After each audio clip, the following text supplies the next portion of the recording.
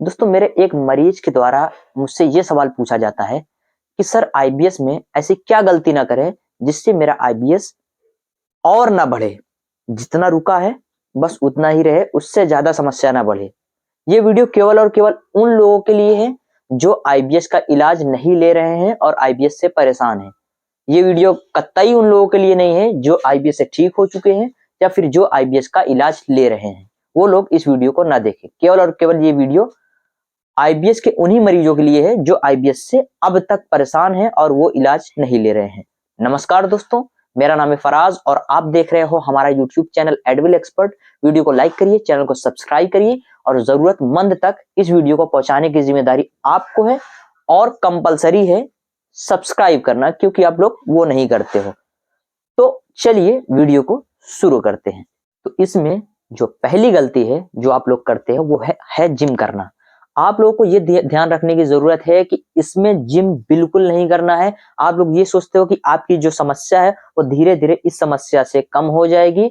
आप जिम करते जाओगे, आपको काफी ज्यादा रिलीफ मिलेगा, लेकिन ये आपकी बहुत बड़ी भूल है। छोटी मोटी नहीं, बहुत बड़ी भूल है। तो आपको इसमें जिम नहीं करना है। अगर आप जिम करते हो आईबीएस की समस्या में तो आपका जो प्रॉब्लम है वो और बढ़ता है, धीरे धीरे वो और क्रोनिक बढ़ जाता है। आप अगर मोशन के लिए 2 बार 3 बार जाते हो, लूज मोशन की समस्या है तो वो बढ़ के 6 7 8 बार हो जाती है। और अगर कॉन्स्टिपेशन रहता है, आप अगर थोड़ी मोशन में लैट्रिन आती है या फिर मोशन आता है तो वो बिल्कुल खत्म हो जाता है। 2 2 3 3 दिन में आप एक बार जाने लग जाते हो और वो भी बहुत ज्यादा कम क्वांटिटी में। और आपका डिप्रेशन एंजाइटी लेवल काफी ज्यादा बढ़ जाता है, वीकनेस एडवांस लेवल की हो जाती है। तो आपको इसमें जिम नहीं करना है। ये आपकी पहली गलती है, ये आपको बंद करना होगा। दूसरी गलती लोग ये करते हैं कि हम अगर रनिंग करेंगे तो उनकी समस्या का समाधान हो जाएगा। और क्योंकि आप जैसे गूगल पे सर्च करते हो कि रनिंग करने के फायदे, तो वहां पर दिखाता है कि आपका डाइजेशन अच्छा होता है, आपको कॉन्स्टिपेशन में रिलीफ होता है, आपकी हेल्थ में इंप्रूवमेंट आती है, काफी ज्यादा इंक्रीज होता है, आप हेल्दी रहने लग जाते हो। लेकिन ये सेम टू सेम आईबीएस में इसका सेम अपोजिट होता है। अगर आप रनिंग करना शुरू करते हो तो आपकी मसल्स और ज्यादा टाइट होने लग जाती हैं, आपका डाइजेशन और ज्यादा खराब हो जाता है। अगर आप मोशन के लिए 3 3 4 4 5 5 बार जाते हो तो वो बढ़ के और ज्यादा बढ़ सकता है, 6 बार 7 बार 8 बार जाना शुरू कर सकते हो। अगर आपको कॉन्स्टिपेशन रहता है तो वो और ज्यादा कॉन्स्टिपेशन आपका बढ़ सकता है। तो ये भी आपको इसमें ध्यान देने की जरूरत है। तीसरी गलती है साइकिलिंग करना। आपको साइकिलिंग भी नहीं करनी है इस समस्या में। आपको जितना आपको अपने पेट को रिलैक्स दे सकते हैं उतना आपको इस सिचुएशन में देना है। ये वीडियो केवल और केवल उन मरीजों के लिए है जो लोग इलाज नहीं ले रहे हैं, वो ये सोच रहे हैं कि हमारी समस्या और ज्यादा ना बढ़े। केवल उनके लिए है जो लोग इलाज ले रहे हैं और जो लोग मेरे द्वारा ठीक हो रहे हैं, ये उनके लिए ये वीडियो नहीं है। तो अगर आप ये वीडियो देख रहे हैं तो आपको इस वीडियो को स्किप करने की जरूरत है। तो चलिए बढ़ते हैं और भी जो गलतियां लोग करते हैं उसकी ओर। बहुत सारे लोगों की कंफ्यूजन ये रहती है कि हम पहाड़ों में चले जाएंगे या फिर किसी ऐसे सुनसान इलाके में चले जाएंगे जहां पे मेडिटेशन करेंगे, डिप्रेशन लेवल को कम करेंगे तो उनका आईबीएस ठीक होगा। देखिए दोस्तों, आईबीएस अगर आप साइंस बेस पे देखेंगे तो ये मानसिक प्रॉब्लम है, लेकिन रियलिटी ये है कि इसका गट से भी इसका लेना देना है। जब आपकी मसल्स में क्रैम्प्स आ जाते हैं भारी सामान उठाने की वजह से, मसल्स खिंच जाते हैं, पेट एक्चुअली उखड़ जाता है, जिसको लोग बोलते हैं हाथ उखड़ना, पैर उखड़ना। इसी तरीके से जब पेट उखड़ जाता है तो यह समस्या वहां से ही शुरू होती है और लोग सोचते हैं कि मेरे डिप्रेशन एंजाइटी से है। तो आपकी भी ये भी गलती है कि आप किसी सुनसान इलाके में चले जाएंगे, ध्यान लगाएंगे, मेडिटेशन करेंगे तो उससे आपका आईबीएस ठीक होगा। उससे हाँ, आपके मेंटल हेल्थ में काफी ज्यादा सुधार जरूर आ सकता है, लेकिन आईबीएस में कोई भी चेंजेस नहीं आएगी। तो ये उनकी तीसरी गलती होती है। चौथी गलती ये है कि आप सोचते हो कि मैं कुछ भी खाता रहूंगा तो कोई दिक्कत नहीं आएगी, क्योंकि ये पेट की प्रॉब्लम है, सारा कुछ खाने से दिक्कत हो रहा है तो इसमें कुछ भी चलेगा। लेकिन इसमें 3 तरह की चीजों से आपको परहेज करने की जरूरत है। 3 तरह में पहली चीज जो है वो है मिल्क प्रोडक्ट्स। आपको सारे मिल्क प्रोडक्ट को बैंड करने की जरूरत है, उसको अवॉइड करने की जरूरत है।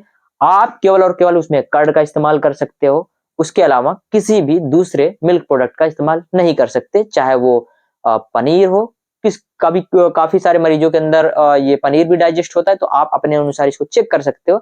लेकिन इसमें पनीर भी आपको अवॉइड करना होगा, इसमें आपको रस मलाई अवॉइड करना होगा, इसमें आपको रबड़ी अवॉइड करना होगा। यहाँ तक आपको मिल्क प्रोडक्ट में देसी घी भी अवॉइड करना होगा। लोग ये कहेंगे कि सर देसी घी तो फायदा करता है क्योंकि घर में हम लोगों को देते हैं, लेकिन ये दोस्तों मिल्क प्रोडक्ट है और आईबीएस में ये फायदा नहीं करता है, केवल और केवल नुकसान करता है। तो आप सभी को इसको भी अवॉइड करने की जरूरत है। दूसरा जो खाद्य पदार्थ है जिसको आपको अवॉइड करना है वो है सूजी, मैदा, बेसन। इन 3 तरह के चीजों पे भी ध्यान देना है। इससे बनी किसी भी चीज का आपको इस्तेमाल नहीं करना है। अगर आप करेंगे तो आपकी प्रॉब्लम बढ़ेगी ही, घटेगी नहीं। तो आपको इन तीनों चीजों से बने किसी भी चीज का इस्तेमाल नहीं करना है। जो तीसरी तरह की चीज है उसमें आपको ध्यान देना है रिफाइंड ऑयल, सोयाबीन ऑयल जो होते हैं, रिफाइंड ऑयल। आपको इस पे भी ध्यान देने की जरूरत है कि इस ऑयल से कुछ भी प्रोडक्ट बना हो आपके घर में या फिर बाहर। ज्यादातर आप बाहर जाते हो, फास्ट फूड वगैरह जो देखते हो, मोमोज हो गया, चाट फुल्की या अदर टाइप के बहुत सारे मैगी वगैरह हो गए, वो सारे इसी चीज से बनाए जाते हैं। तो आपको ध्यान देने की जरूरत है। आपको इस सोयाबीन ऑयल को इस्तेमाल नहीं करना है, मतलब रिफाइंड ऑयल से आपको बहुत दूरी बनानी है, क्योंकि आप कुछ भी खाओगे ये प्रॉब्लम आपके नेक्स्ट लेवल पे पहुंचाएगा और आपकी समस्या को बढ़ाएगा। तो इन 3 तरह के चीजों से आपको बचने की जरूरत है। सब्जियों में 2-3 सब्जियां हैं जिससे आपको परहेज करना चाहिए। पहला है बैगन। बैगन को आपको नहीं इस्तेमाल करना चाहिए, उससे किसी भी तरह की कोई भी सब्जी बनी हो या कोई भी चीज आप बनाए हो, कोई भी मटेरियल, उसको अवॉइड करने की जरूरत है। फूल गोभी, पत्ता गोभी भी आपको अवॉइड करने की जरूरत होती है, जो कि नॉर्मल लोगों में ये काफी ज्यादा फायदा करता है, लेकिन इसमें अवॉइड करने की जरूरत होती है। तो ये 2-3 तरह के सब्जी हो गई। फल में आपको अगर लूज मोशन होता है तो आप सब कुछ खा सकते हो, किसी भी प्रकार की कोई भी समस्या नहीं होगी। लेकिन अगर आप केला खाते हो, सॉरी, अगर आपको मोशन हार्ड की समस्या है, मतलब कॉन्स्टिपेशन की, तो उसमें केले को आपको अवॉइड करने की जरूरत है। तो लूज मोशन वाले सारे फल खा सकते हैं, लेकिन कॉन्स्टिपेशन वालों को केला अवॉइड करना होगा। चलिए बढ़ते हैं, अगले बहुत सारे और भी चीजें हैं जिनको आपको ध्यान देने की जरूरत है। उसमें बहुत सारी चीजें ऐसे भी हैं कि आपको अपने लाइफस्टाइल में काफी ज्यादा सुधार करना होगा, डेली रूटीन क्लियर करना होगा, अच्छी नींद लेनी पड़ेगी, बैलेंसिंग आपको डाइट लेना पड़ेगा, हर चीज का आपको ध्यान रखना पड़ेगा। तब जाकर आप देखोगे कि थोड़ी बहुत राहत आपको मिल सकती है। लेकिन इस वीडियो में केवल और केवल आपके आईबीएस को बचाव करना है, ना कि इलाज के लिए आप और भी सारी वीडियोस देख सकते हो, या फिर स्क्रीन पे दिए गए नंबर पे आप हमसे संपर्क कर सकते हो। वहां पर हम आपकी हेल्प करेंगे और आपका इलाज शुरू करेंगे। आपका आईबीएस चाहे जितना पुराना हो, 2 साल, 4 साल, 8 साल, 10 साल, उनके प्रॉब्लम के अनुसार वो समस्या ठीक हो सकती है, हो जाएगी। लेकिन जिनका ज्यादा क्रोनिक है, ज्यादा पुराना है, उनमें थोड़ा ज्यादा टाइम लग सकता है। जिनका आईबीएस कम है, उनमें कम टाइम में हम उनकी समस्या का समाधान कर सकते हैं। इसमें लोगों को और भी बहुत सारे क्वेश्चन होते हैं, जो कि चलिए आइए उसको पिक करते हैं, क्योंकि उससे भी उनको काफी ज्यादा कंफ्यूजन होती है। उन्हें लगता है कि वो एप्पल विनेगर यूज करेंगे तो उनके कॉन्स्टिपेशन में काफी ज्यादा रिलीफ मिलेगा। उनकी ये भी बहुत बड़ी गलती होती है। आईबीएससी वालों को ये काफी ज्यादा नुकसान करता है। तो आईबीएससी वालों को कॉन्स्टिपेशन जिनको रहता है क्रोनिक, उनको खट्टी चीजों से भी दूर रहना है। उनके लिए एप्पल साइड विनेगर नुकसान करेगा और उनके कब्ज को बढ़ाएगा, तो उससे भी उनको दूरी बनानी है। कुछ लोग और भी कंफ्यूजन पालते हैं कि वो नींबू पानी का इस्तेमाल करेंगे तो उससे उनके कॉन्स्टिपेशन में काफी ज्यादा रिलीफ मिलेगा, लेकिन वहां पे उनका कॉन्स्टिपेशन ठीक नहीं होता, वो भी समस्या को काफी ज्यादा बढ़ा देता है। और लोगों का एक और क्वेश्चन होता है कि हम अपने नींबू को और जो काला नमक होता है उसको और इसमें शहद मिला देंगे, ये 3 चीजों को मिक्स करेंगे तो उनकी समस्या में काफी ज्यादा रिलीफ मिलेगा, उनको कॉन्स्टिपेशन में आराम मिलेगा। लेकिन वहां पर उनकी समस्या और ज्यादा बढ़ती है। तो आपको इस तरह के किसी भी चीजों से का मतलब इस्तेमाल नहीं करना है, क्योंकि आईबीएस की जो समस्या है वो ऐसे ही एडवांस लेवल की नहीं है, ऐसे ही उसको बड़ी बीमारी का दर्जा नहीं दिया गया है। यही सारी चीजें हैं कि जो नॉर्मल पर्सन में काम करती है, वो आईबीएस वाले मरीजों में काम ही नहीं करती है। तो इसलिए इस तरह की चीजों से बचना चाहिए। उनको एलोवेरा का इस्तेमाल करना चाहिए, उनको आंवला उसको कहते हैं, आपको आंवले का इस्तेमाल करना चाहिए। खाली पेट सुबह का टाइम आपको 1 से 2 आंवला खाना चाहिए, क्योंकि आईबीएस वाले काफी सारे मरीजों में पित्त की समस्या देखी गई है।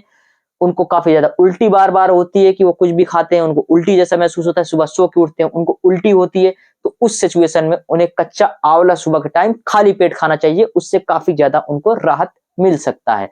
लेकिन जो और भी चीजों को मैंने अवॉइड करने के लिए इस वीडियो में काफी डिटेल में बताया, ये 7-8 मिनट से लगातार बता रहा हूं, उसको समझने की जरूरत है।